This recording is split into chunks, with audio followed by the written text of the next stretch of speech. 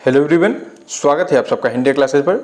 दोस्तों आज है 18 अप्रैल 2023 और 18 अप्रैल 2023 का आपका आर्मी यानी जिसका नाम चेंज करके अग्निवीर कर दिया गया है, अग्निवीर का थर्ड शिफ्ट का एग्जाम हो चुका है। तो आइए थर्ड शिफ्ट में आए हुए सभी प्रश्नों का हम लोग एनालिसिस करेंगे, जिसमें आपके जीके साइंस के प्रश्न दिए गए हैं।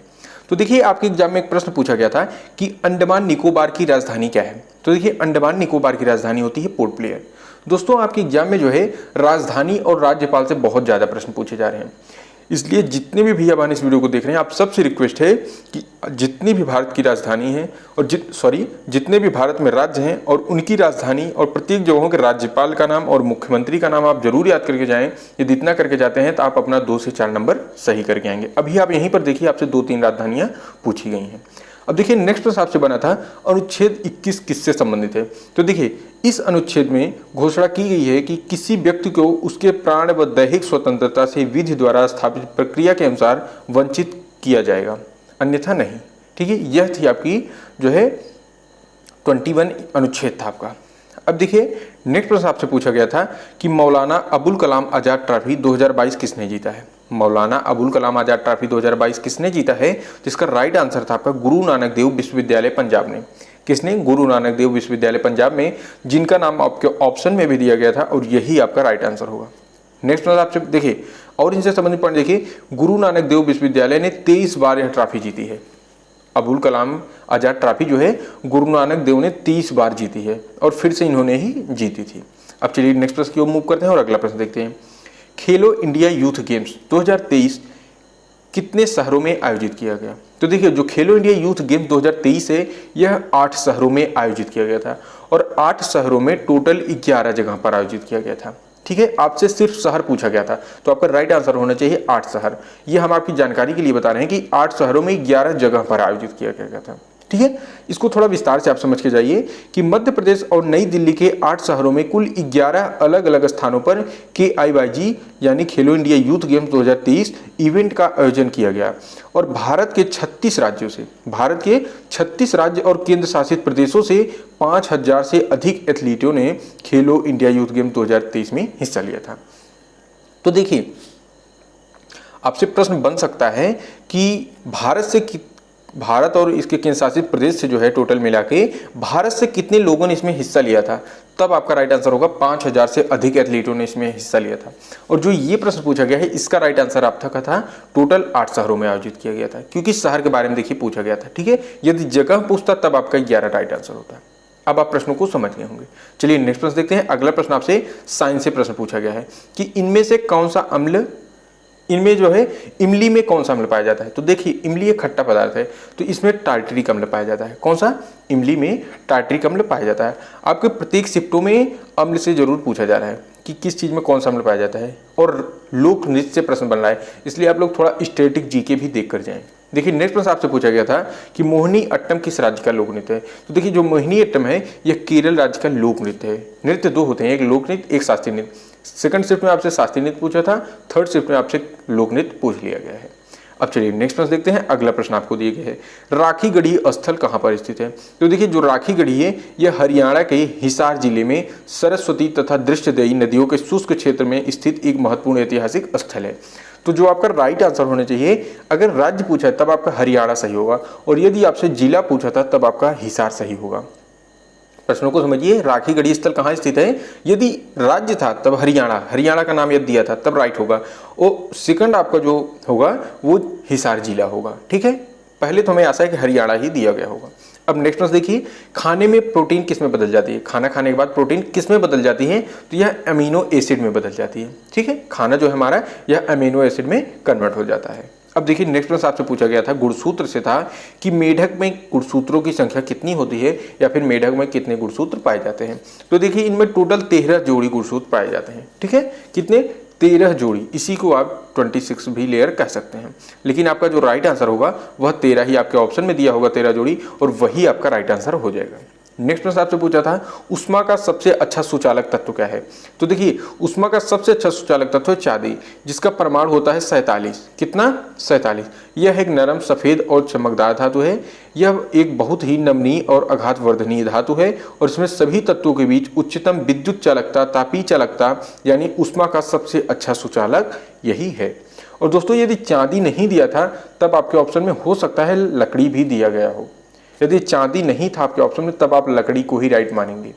ठीक है, चलिए नेक्स्ट प्रश्न देखिए। अगला प्रश्न आपसे पूछा गया था कि स्टैचू ऑफ इक्वलिटी किसकी प्रतिमा है। जो स्टैचू ऑफ इक्वलिटी है यह किसकी प्रतिमा है? तो जगत गुरु श्री रामानुजाचार्य जी की है। किसकी? जगत गुरु श्री रामानुजाचार्य जी की प्रतिमा है। नेक्स्ट प्रश्न था आपका 1905 में बंगाल विभाजन किसके साल में शासनकाल में हुआ। तो देखिए 1905 ईस्वी में बंगाल विभाजन जो है लॉर्ड कर्जन के शासनकाल में हुआ था। नेक्स्ट प्रश्न पूछा गया था रुचिता कंबोज मार्च 2023 तक क्या बनी है। तो देखिए जो रुचिता कंबोज हैं यह एक लेडीज है और यह संयुक्त राष्ट्र में भारत की दूत हैं। संयुक्त राष्ट्र अमेरिका में जो है ये भारत की दूत हैं। ठीक है, रुचिता कंबोज, इनसे एक प्रश्न यही बना था। नेक्स्ट प्रश्न देखिए, अगला प्रश्न आपसे पूछा गया था वर्तमान में अरुणाचल प्रदेश की राज्यपाल कौन है। देखिए हमने आपको पहले ही बताया कि राजधानी और राज्यपाल से बहुत प्रश्न बन रहे हैं। तो देखिए वर्तमान में अरुणाचल प्रदेश के जो राज्यपाल हैं वह लेफ्टिनेंट जनरल केटी पटनायक है। कौन है? लेफ्टिनेंट जनरल केटी पटनायक है। दोस्तों हमने डिस्क्रिप्शन में व्हाट्सएप ग्रुप का लिंक दिया है जहां से आप सभी लोग जरूर जुड़ जाएं और टेलीग्राम की भी लिंक दी गई है, टेलीग्राम से जुड़ जाएं। और जितने भी भैया बहन एग्जाम दे के आ रहे हैं आप सबसे रिक्वेस्ट है कि आप एग्जाम देने के बाद इस व्हाट्सएप ग्रुप पर अपने प्रश्नों को अपने नाम के साथ भेज दें। जितने भी प्रश्न आपको याद हो उनको भेज दें, जिससे कि जो नेक्स्ट लोग हैं उनकी जो है हेल्प की जा सके। अब देखिए किसी ने प्रश्नों को भेजा था तो उसके माध्यम से हमने आपकी हेल्प की है। जब आप प्रश्न भेजेंगे तो किसी और की भी हेल्प हो जाएगी। तो इसलिए सभी लोग जरूर प्रश्नों को भेज दिया करें और डिस्क्रिप्शन में जो है व्हाट्सएप ग्रुप का लिंक दिया है, वहां से सभी लोग जरूर जुड़ जाएं। अगला प्रश्न है आपका रामसर साइट की संख्य सागर कहाँ स्थित है। तो देखिए रामसर जो है ईरान में स्थित वह स्थान है जहां सन 1971 में अंतरराष्ट्रीय आर्द्रभूमि संधि पर हस्ताक्षर किए गए थे। नेक्स्ट प्रश्न देखिए आपसे साइंस से फिर से एक प्रश्न बना है कि पदार्थ के भौतिक गुण कौन से हैं। देखिए पदार्थ के भौतिक गुण कौन से हैं। तो पदार्थ का आकार, पदार्थ का आमाप, पदार्थ का रंग और पदार्थ की अवस्था, यही इनके भौतिक गुण होते हैं। कौन सा? आकार, आमाप, रंग और अवस्था। अब ये तो पूछा था कि पदार्थ के भौतिक गुण कौन से हैं, तो इन्हीं चारों में से कोई एक आपके ऑप्शन में होगा, बाकी तीन आपका गलत होगा। ठीक है, या तो आकार होगा या आमाप या रंग या फिर अवस्था, या फिर 2, 3 चारों को दे सकते हैं। जिसका जो आपका प्रश्न था वही आपका राइट आंसर होगा। नेक्स्ट प्रश्न आपसे पूछा गया था कलिंग युद्ध किसके मध्य लड़ा गया था। तो देखिए मौर्य सम्राट अशोक और कलिंग के राजा अनंत पद्मनाभन के बीच 261 ईसा पूर्व में लड़ा गया था। जो कलिंग का युद्ध हुआ था यह सम्राट अशोक और कलिंग के राजा अनंत पद्मनाभन के बीच में हुआ था, जो कि 261 ईस्वी पूर्व में लड़ा गया था। चलिए नेक्स्ट प्रश्न देखते हैं। अगला प्रश्न है आपका फिर से साइंस से कि ध्वनि किस माध्यम में गति नहीं करती है। तो सबसे पहले आप समझिए कि ध्वनि एक यांत्रिक तरंग है और इसके संरक्षण के लिए किसी माध्यम जैसे वायु, जल, स्टील आदि की आवश्यकता होती है। जब इसको संरक्षण करना होता है यानी जब इसको गति करने की आवश्यकता होता है तब इसको वायु, जल और स्टील की आवश्यकता होती है। लेकिन आपके प्रश्न में पूछा गया था कि किस माध्यम में गति नहीं करती है, तब आपका राइट आंसर होगा निर्वात में। यह निर्वात में गति नहीं कर पाती है ध्वनि। ठीक है, और निर्वात ही आपका राइट आंसर है और यही आपके ऑप्शन में भी दिया गया होगा। नेक्स्ट प्रश्न आपसे देखिए पूछा गया था कि बौद्ध धर्म का पवित्र ग्रंथ कौन सा है। तो देखिए त्रिपिटक है। कौन सा? त्रिपिटक। यह नाम आपके ऑप्शन में होगा और यही आपका राइट आंसर हो जाएगा। ठीक है, अब इसको थोड़ा विस्तार से समझिए कि त्रिपिटक जो है पाली त्रिपिटक का शब्द अर्थ 3 पिटारी। ठीक है, इसका अर्थ है बौद्ध धर्म का प्रमुख ग्रंथ है जिसे सभी बौद्ध संप्रदाय महायान, थेरवान, वज्रयान, मूल सर्वास्विद्वान आदि मानते हैं और यह बौद्ध धर्म के प्राचीनतम ग्रंथ हैं जिसमें भगवान बुद्ध के उपदेश संग्रहित है और यह ग्रंथ पाली भाषा में लिखा गया है और विभिन्न भाषाओं में अनुवादित है। ठीक है, तो आपका राइट आंसर क्या होगा? त्रिपिटक, यही आपका राइट आंसर है। चलिए नेक्स्ट प्रश्न देखते हैं और अगला प्रश्न है, और यह प्रश्न जो है फर्स्ट शिफ्ट में भी पूछा गया है कि आर्य समाज की स्थापना किसने की थी। तो देखिए आर्य समाज एक हिंदू सुधार आंदोलन है जिसकी स्थापना स्वामी दयानंद सरस्वती ने सन 1875 ईस्वी में की थी और यह बम्बई में मथुरा के स्वामी विरजानंद की प्रेरणा से की गई थी।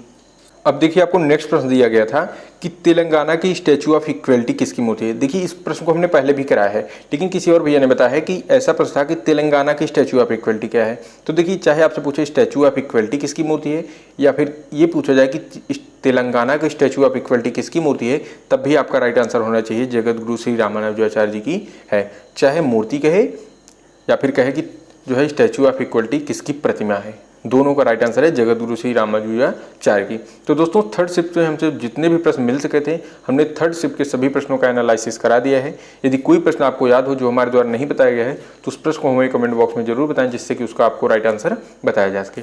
और यदि कोई भी प्रश्न गलत हो जाता है तो उसके लिए रिक्वेस्ट है कि उसका राइट प्रश्न आप लोग जरूर बताएं, क्योंकि प्रश्न हमको आप लोगों के ही द्वारा प्राप्त होते हैं।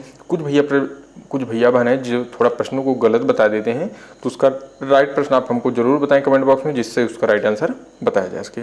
और सभी लोग व्हाट्सएप ग्रुप को जरूर ज्वाइन करें, और जिनका एग्जाम है वो जरूर एग्जाम देने के बाद प्रश्नों को अपने नाम के साथ भेज दें, जिससे कि उनका नाम भी बताया जा सके यहाँ पर।